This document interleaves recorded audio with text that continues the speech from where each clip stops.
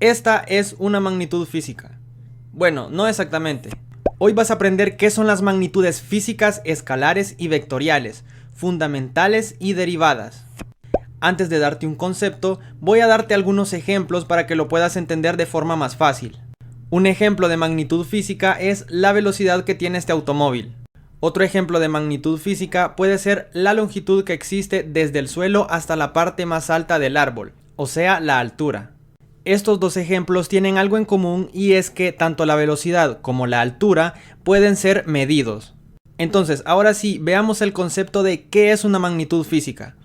Una magnitud física es la propiedad o característica de un objeto, sustancia o fenómeno que se puede medir y expresarse con números. En otras palabras, es todo lo que se puede medir.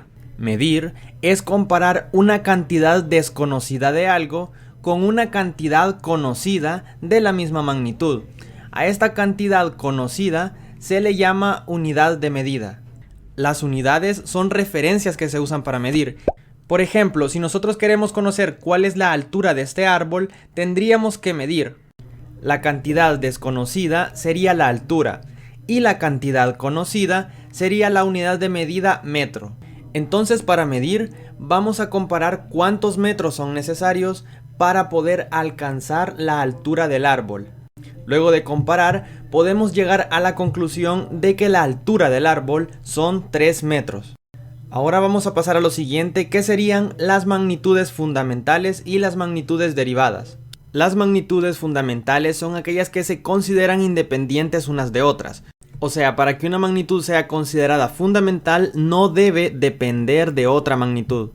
En el Sistema Internacional de Unidades se consideran 7 magnitudes como fundamentales.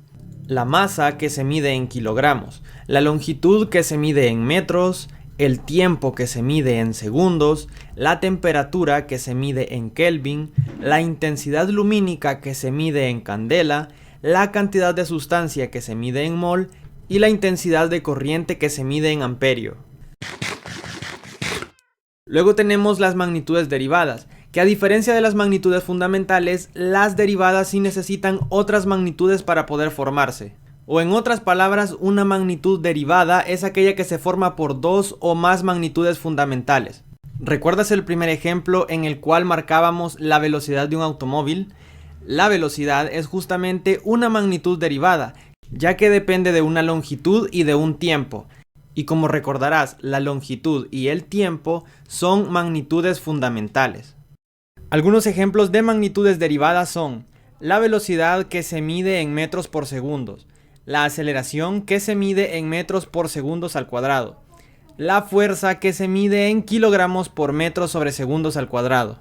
Muchas veces cuando la magnitud derivada tiene 3 o más unidades de medida, a todo este conjunto se le da un nuevo nombre, como en el caso de la fuerza. A los kilogramos por metros sobre segundos al cuadrado también los conocemos como newtons. Luego también tenemos otra forma de clasificarlas, las magnitudes físicas escalares y vectoriales. Primero tenemos las magnitudes escalares. Estas son las que pueden ser representadas por una cantidad numérica y sus unidades. En otras palabras, para representar una magnitud escalar únicamente necesitamos un número y la unidad correspondiente de medida. Algunos ejemplos de magnitudes físicas escalares son la masa, que se mide en kilogramos, el tiempo, que se mide en segundos, la longitud, que se mide en metros, y la temperatura, que se mide en Kelvin.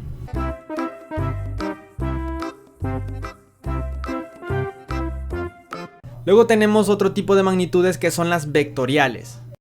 Al igual que las magnitudes escalares, las magnitudes vectoriales también necesitan una cantidad numérica y las unidades de medida. Sin embargo, también necesitan más información, como por ejemplo un sentido y una dirección.